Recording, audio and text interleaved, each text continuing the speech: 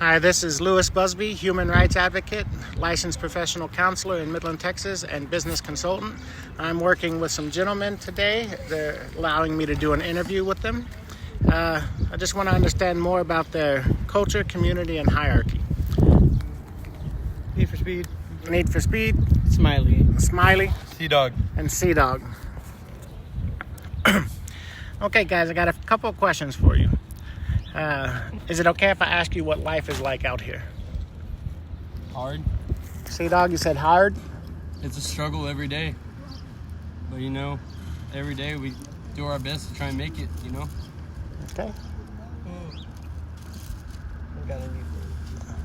Same with Sea-Dog. It's hard. It's a little rough. Because every day you wake up, you're basically just struggling and trying to do good, and it's just Yes, sir. hard to balance. I hear you. Yes. Anything you'd rather not talk about? I won't even do that part. Not that I can think of. No. Okay. What do people on the street call this place area? Does it have a name? This would be the Salvation Army area. Is that what y'all call it? Yeah, Yeah. This is the Salvation Army right here. And this is pretty much where most of the homeless community goes. And they help you get your ID, your social, your birth certificate. Like, they help you get all that. They help you get a job, get housing, get an apartment, and all that. They really do help. I used to be a resident here at the Salvation Army, and I liked it for the time I was here, and I like the staff here, really. Okay. And how old are you? I'm 19. How old are you, sir? 32. How old are you, sir? 32. 32. And of course, I'm 44, I think. What are the unwritten rules to people follow out here? What? Unwritten rules that people need to follow out here to survive? Just mind your P's and Q's, pretty much. Leave people alone, stay out of their business. Stay out of their business, stay out of their way. Don't get in anybody's business, because there could be a bad situation that you shouldn't be stepping in. You never know what situation you're getting yourself into. Okay. Is that why y'all are extremely cautious when y'all met me? Yeah. Kinda, because I've personally had a couple of bad encounters with people just coming up to me and asking me questions and like that. And so that's kind of why I was a little cautious. All right. Well, do you mind expanding on that, or would you rather not? I'd rather Okay. not right now. No worries. What does respect look like in your world? What's that? What does respect look like in your world? People treating other people the way they want to be treated. Pretty much the golden rule. Golden rule? Nice, nice. What gets someone labeled as trustworthy versus not trustworthy out here?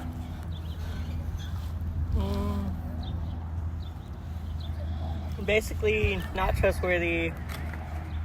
Like you said earlier, when you drove up, people look at that and they're like, oh, should I get in the car with them? Should I not? What's he up And if to? you're around people that you've known, like I've known him since July, I've known him for a while, and I've gotten to trust them very well. Yeah, it makes perfect sense.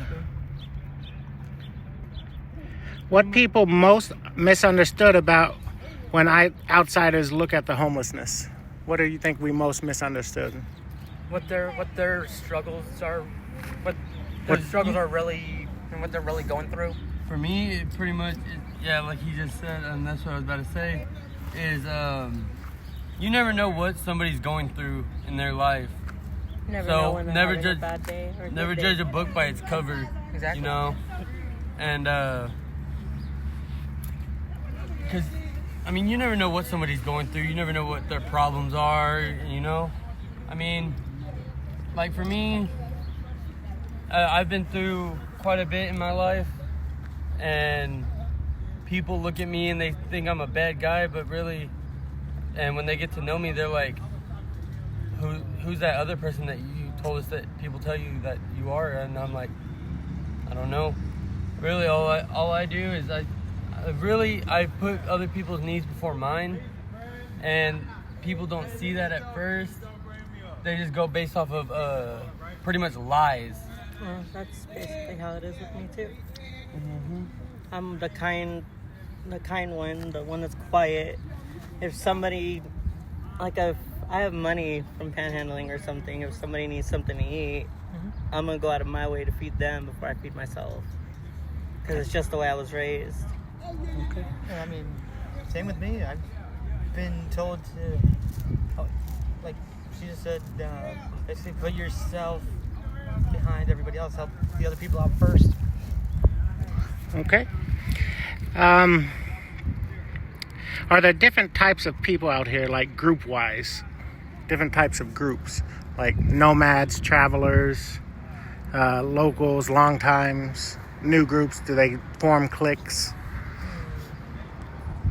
From what I've known from my time on the streets, there's a few different types of people out here, but pretty much everybody tries their best to get along. But there's also those people who can't really get along with people, and they do whatever they want to do. They automatically assume things about the good people when really they should realize that those good people Are good people. Are the ones helping. are the ones helping out or helping them out, and they don't really realize it until they finally see it with their own eyes. Would you say some of that's mental health related issues, like maybe schizophrenia, and some of the more offstandish ones? Oh yeah, definitely.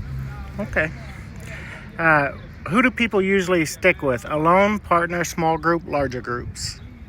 So that all depends, because you see a lot of a mixture of a lot of those. Because you see some people that are alone, you see some people that hang around in small groups, and then you see, like, very so often, it's not a whole lot, but you see some that are in really big groups. But really the main things are small groups and people that are alone. And that's what I've come to realize from my time being out here. And I've been out here I'm going on a year now. Coming end of June, beginning of July. Mark 4th of July would actually mark 1 year I've been out here on the streets. Okay. Any other statements for that, guys? I just see it as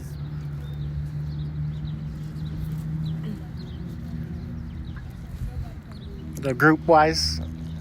I think I see it as more people who have, I guess there's that variety of people who want to stick with smaller groups because they feel more comfortable, and then there's another group or there's people who enjoy the larger groups because they feel more Safe. included and interacting. Okay.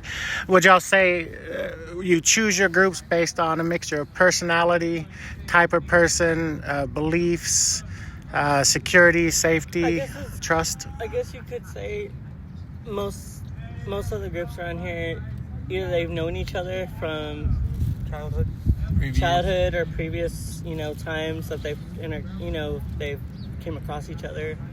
But if it's somebody that's like completely not from here, they keep to themselves until they realize they basically analyze everything around them to see who to hang out with, who not to hang out with. That basically sounds like me. Okay. And that's pretty much how I was when I first got out here.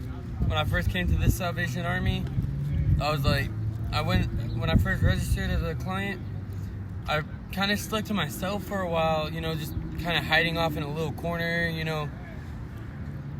But then as I started... Y'all see who was sitting right here a while ago? No, ma'am.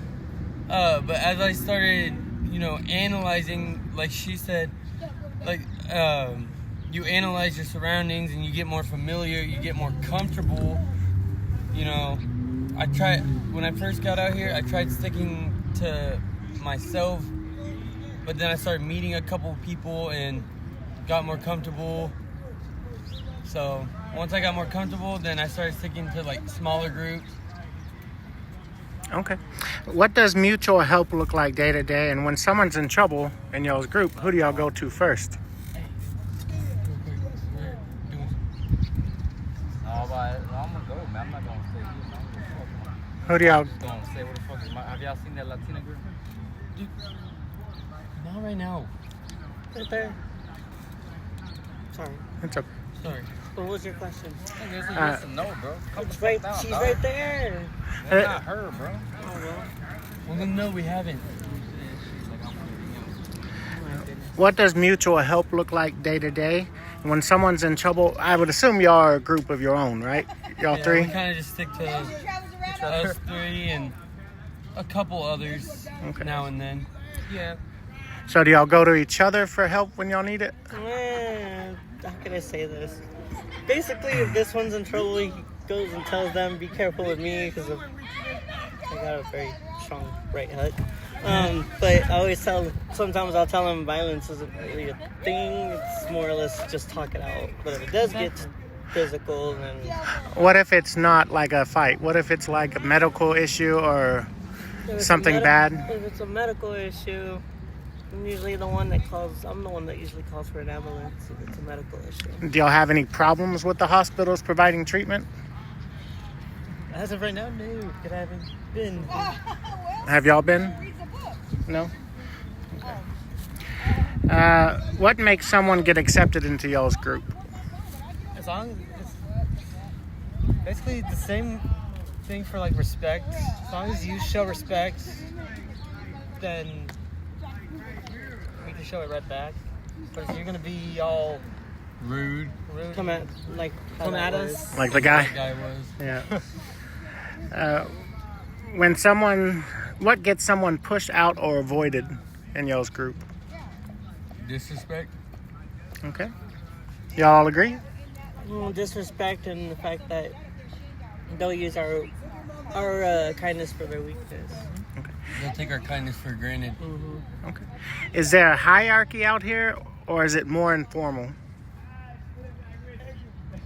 No, I haven't really paid that much attention to that. Okay. Really. So it's informal, kind of, sort of? To me, yeah, as that I know of. Maybe depending on the situation, who might be wiser at deciding it. Okay. What gets someone... Oh, I'm sorry. Who tends to have the most influence in y'all's group and why?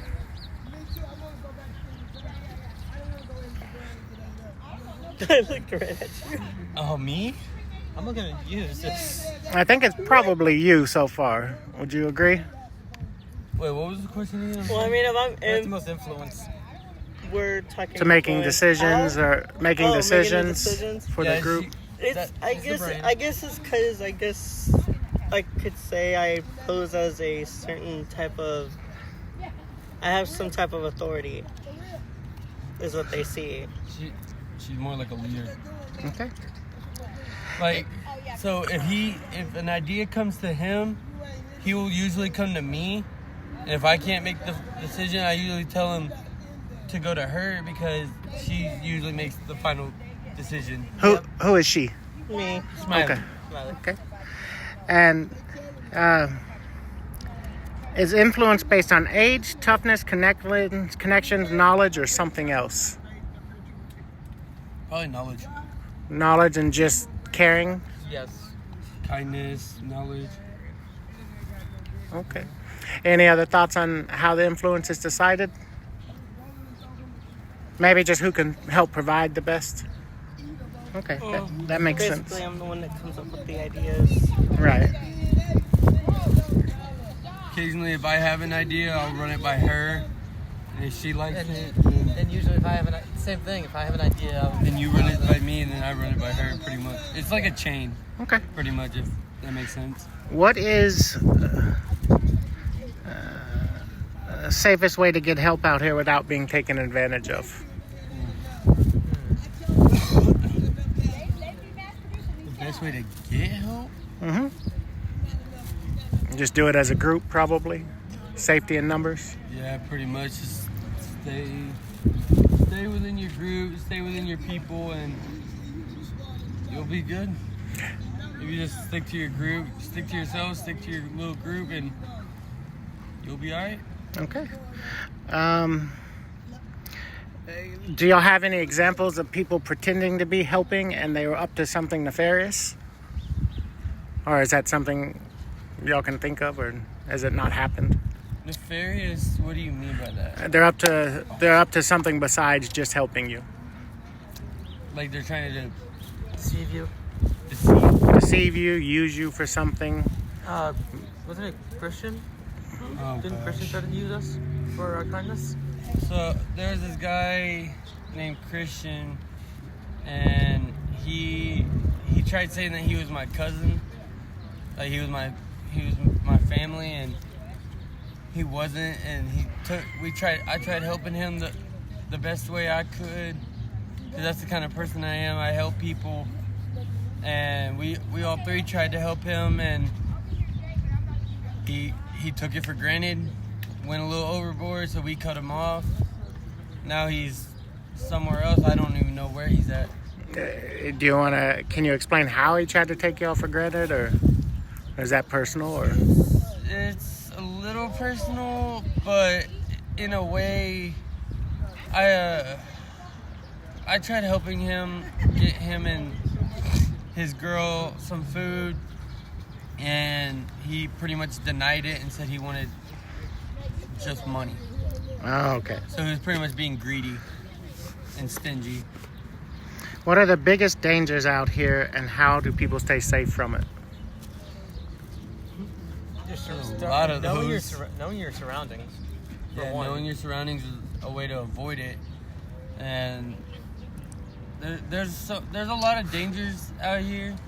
You never know what could be what, you know. Like drugs mainly is one of the big ones, but there's also others as well. Okay. You know, and I've noticed a few of them, and that's kind of why I stick to myself and little groups of people that I've known for a while, like them. Mainly, I just stick around these two because we kind of keep ourselves on the low, you know. Just stick to ourselves.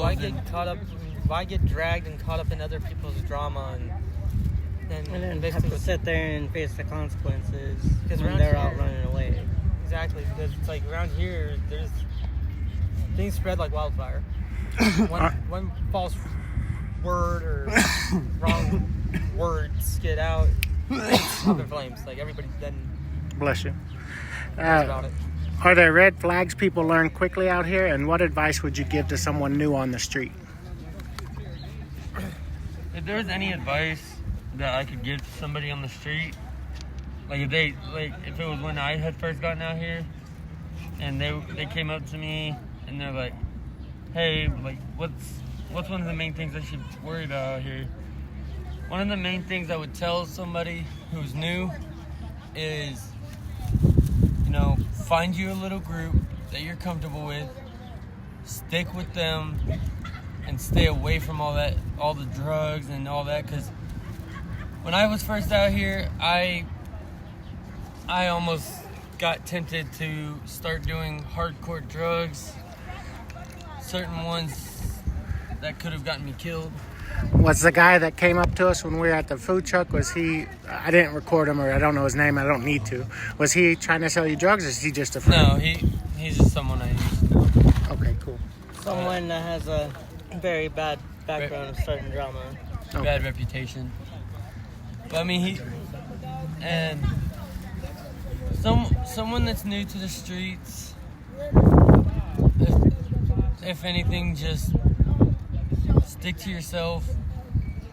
Stay out of the way. Stay out of the way, keep yourself on the low, kind of like how I did when I first got out here, Uh-huh. and observe your surroundings at first, but then once you get more comfortable, start meeting certain people and get to know them and how they would react, and if they would flow with how you roll, Okay. if that makes any sense. It does. Perfectly. What situations make someone most at risk? I'm imagining it's drugs and drama. Mm-hmm. Okay. A lot of it too. If someone is being exploited, what actually helps and what makes it worse? That's a question I can't answer. Do y'all have any trusted community leaders or people y'all can go to for help? Or Other than Salvation Army. these guys, the administrators and the captains. do they have a counselor on staff here? They don't have a counselor, but There's more or less a lady that people could talk to. and it's one of the monitors, and everybody pretty much goes to her because she's that kind of person that will actually sit there and listen to you, and you know, she'll actually try and, like, if you have something that's bothering you and you go to her and you talk to her about it, she'll actually do her best to help you figure it out. How do people feel about shelters here? Good, mixed, bad? Why? I'll say mixed. Mixed. Because there's people that don't like shelters, and there's people that actually want to get the help, you know. What services actually help and which are a waste of time? I would say none are a waste of time. They're all really helpful. Midland's pretty good at that. Because there's also a place right down the road called Thriving United, and they also help people as well, the homeless community. Okay. How do people see police? Protector, threat, neutral, depends. Depends. And Depends, because very usually neutral. you'll get a cop and he can be real cocky and disrespectful, even if you're trying to be polite to him. But then you get the other batch. You got the really cool cops who Are more laid back and more respectful, And who will really help they you. obviously, some of them can obviously see that they can see the struggle we're going through. It's So a human issue. They can tell we're human, just like they are, with or without that badge. They still have to treat us as if we're their own, because we exactly. Absolutely. Exactly. And not only that, there's also, I've actually ran into a couple situations where I've gotten pulled over by a cop, and they asked me like what my story was, and when I told them, they actually said that they understood because they went through the same thing. So there's also cops like that'll actually help you as well. And they can relate to our Situation because they've been through the same thing. What do outreach workers, how do outreach workers get trust out here? Kind of like I did maybe, or basically just being human, treating you like a human? Just basically being honest, showing us that you're the person you say you are. Because there's a majority of people out there that they'll say, oh, well, I'm such and such, and they don't even show you any proof of who they really are. and So that gives you a That's- full... And I'm not trying to sound like an ass. Be but true. When be quiet. When you first rolled up on me, that's why I was like, okay, I do not know this person. My parents have always told me, if you do not know them, do not. Stranger danger. Exactly. But then once you saw me inside Mercado, and it was like, oh, okay, this guy's legit. And then when you showed us your Facebook and business and everything, that made us feel a little more comfortable. because it's like, okay, he says, it shows, or It shows his name as he's saying who he says he is. and He's not trying to go by an alias. You basically proved your identity to us to let us feel comfortable. So now that we're because comfortable, there's people nowadays, especially with AI and Mhm. things, they say, oh yeah, I'm this person, and then next thing you know, you look up their background and everything, you're like, and it's not even that person. yep. I hear you. But Yeah. it's like, I wasn't trying to be an ass. It's just, I'm usually the quiet one, so when I see new people, I keep to myself and just act like, okay, they Wait, if don't it's see a me. complete stranger, he'll automatically come running right to me, and I'll be like, oh crap, what now? Well, this time I didn't come running. I'm just I'm glad. walking. I'm glad Still y'all. walking. I'm glad y'all gave me a chance, and I didn't give up. Obviously, I was pretty stubborn, but I'm glad y'all gave me a chance. What do y'all think, clinicians, social workers, people that are trying to help like that? What should they know more, and what are they not accurate on in thinking about y'all's community? They shouldn't just assume that everybody's bad and on drugs and everything, because there are people who do need help and There's people that are willing to get off the drugs, out of the out things of the that they're streets, and try to have a better life, trying to make their families happy. But then again, there's some people that say, oh, I'm going to stop, and then a couple years later, you see them right back on it and right back on the same place that they've been. Is that because of mental health? Is that because of drug addiction? It could be anything. It could be Really. anything. Like he said, it could be really anything. Because some people, they if they're grieving, they choose to tend to choose I've drugs. seen- If not, alcohol. If not, they'll try to go and kill themselves. I've seen When they should know that their families are right there to help them. But if they can't reach their families, then they have to find somebody that will understand. I've had friends up in Virginia who've told me straight up like, It's oh the yeah, I'm shades. gonna be done with this, and next thing I know, switching it's shades. like I see 2 him to looking 3 at days me. later, it's like they're recovering alcoholics, and next thing I know, 2 to 3 days later, They're back on it. They're right back on it. It's like, I thought you said you would stop. They're like, I can't help it. What are y'all proud of surviving? Wait, what was it? What are you proud of surviving? One thing I'm proud of surviving. But I have a life. Say that again? That I have a life. Absolutely. Breathing. What'd you say? You're breathing. Breathing, absolutely. There's a God. One got thing this. I'm proud of surviving is having a rough childhood. It's made me a more stronger person than I am today. What keeps y'all going on the hardest days? Just basically fight your battles and, basically fight your battles. And, The main thing that keeps me going on a day-to-day basis is thinking about my mom. Oh. I understand that. Because when when she first kicked me out, That makes two of us. when she first kicked me out of the house, a couple weeks after she kicked me out, she had told me that she was going through cancer. She was going through chemo for her cancer, stage 2 or 3 breast cancer. She was going through chemo. Me, 2 weekends ago, I found out my dad actually the same thing with his mom. My mom has cancer and it's spreading rapidly. So she's in Dallas. So that's basically what's been keeping me going. Because if anything, since she's over there, struggling from that, all I can do is put it in God's hands and know that He's gonna help her fight it. Absolutely. me, I'm just trying to just fight my battles and survive. Who's helped y'all the most that is not a community member, and what did they do that mattered? Who's helped me the most? I would say my dad's sister. Okay. When me and my mom, before I got thrown out on the streets, Mom got into an argument with me because she chose materialistic items over my life. So she basically, Hey guys, y'all can't be on property. Y'all gotta go. Let's go across the street. Back at 5. okay, We're in Thanks, the middle of Talia. an interview right now, Talia. Oh, okay. it's a, Well, we'll be quick. after that, I gotta go. Yes, ma'am. Yes, ma'am. Well, basically, like I was saying, when she chose the materialistic items over me, I sat there and I said, you know what?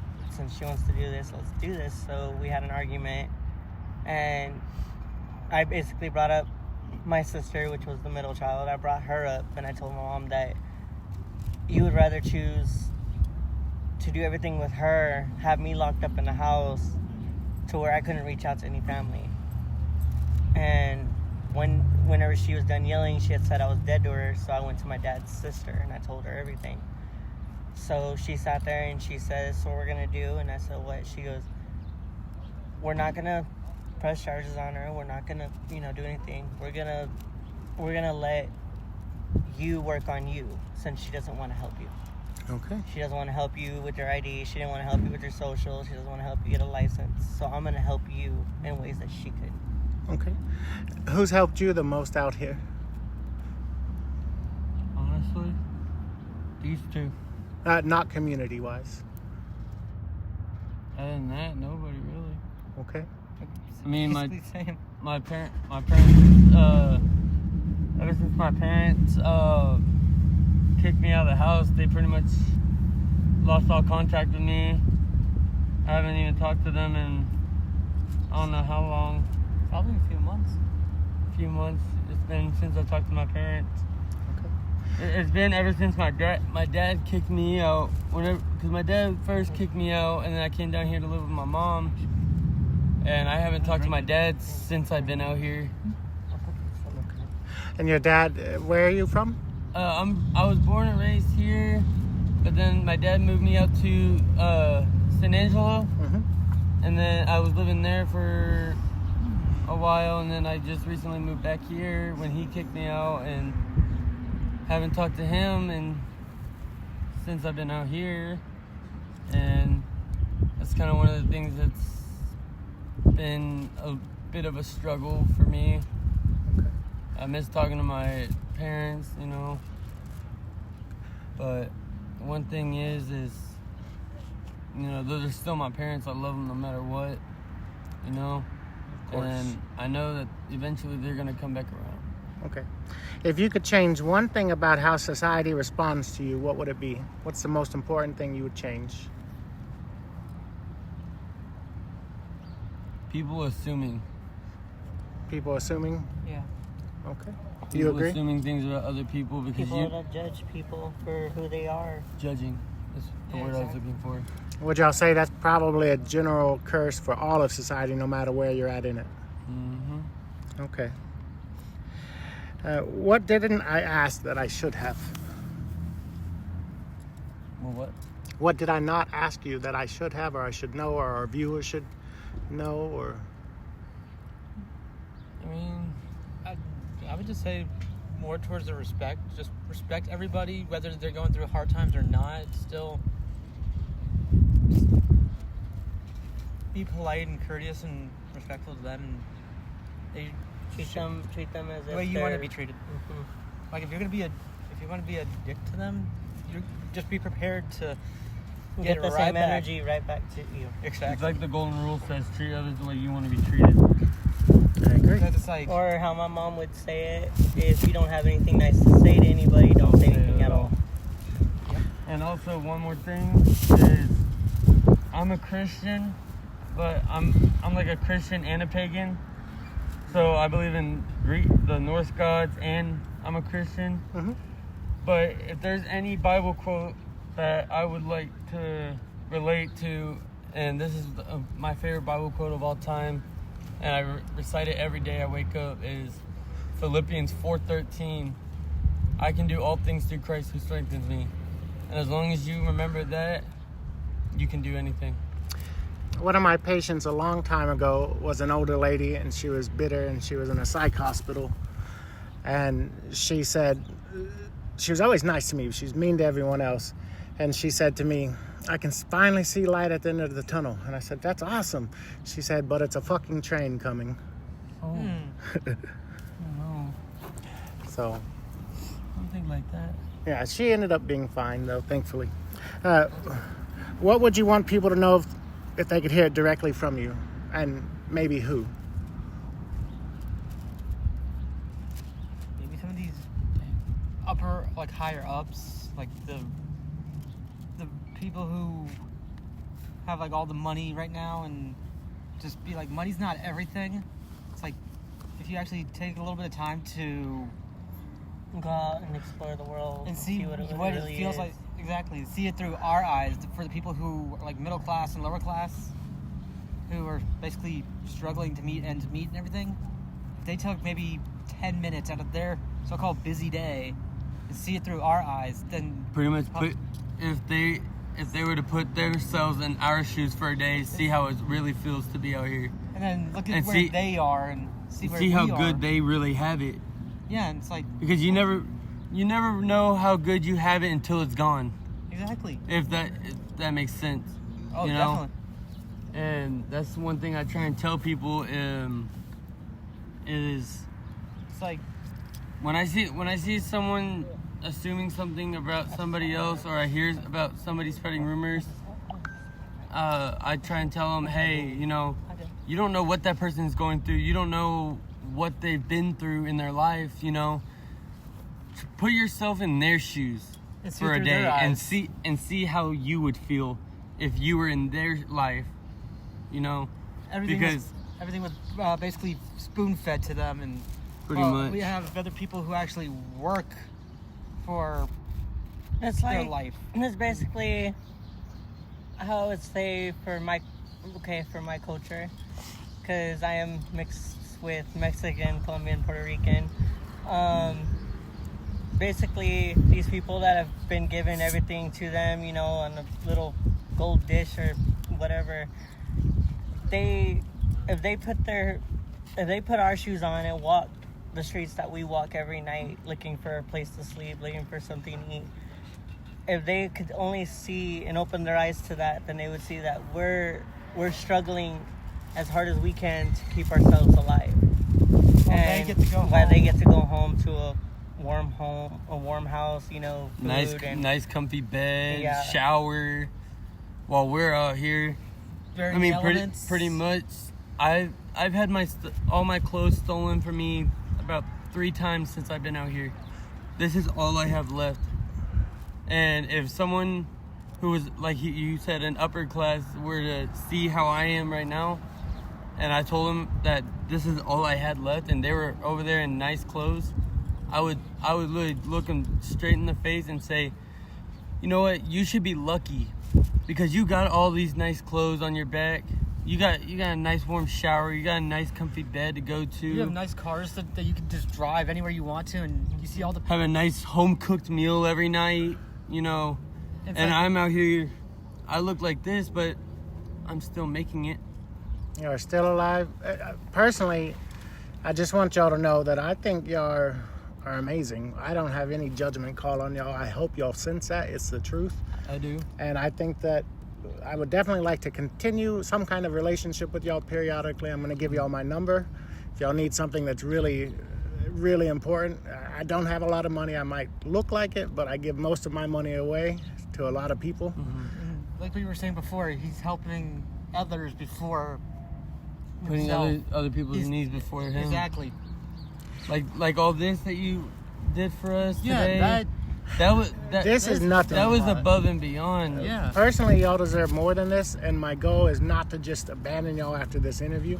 I'm giving y'all my number. Y'all reach out to me. I'll take y'all out to eat. We're going to make a life game plan for y'all. We're going to figure out a path, and then we're going to find the resources y'all need. And it's an uphill progress. I'm telling you, my life was not great for a long time. Now it's pretty damn amazing. Well, yeah, because when I heard something about somebody learning boxing or fighting or whatever, Wrestling. yeah, that, yeah, Both wrestlers. Don't point me. I took him down in 1 minute. Get him a stick. If there's one last thing, or would y'all rather this interview end right now? If you got any more questions, My last question, is there anything y'all want me personally to know and my viewers? Like I said before, Just, just for me, it'd be keep your head up, you know. despite God, the struggles. if people are giving up on you, just know God hasn't. God will never give up on you. I agree 100%. God made us in His image, and He's not just gonna give up on you. Exactly. Always remember that. It's like I said, Philippians 4:13. I can do all things through Christ who strengthens me. As long as you can remember that in here and in here, you can pretty much make it through any situation you come across. I also have to stay with the respect thing. It's just show people the way you showed them respect, and then hopefully, by God, they'll show you the same way you want to be treated. Okay.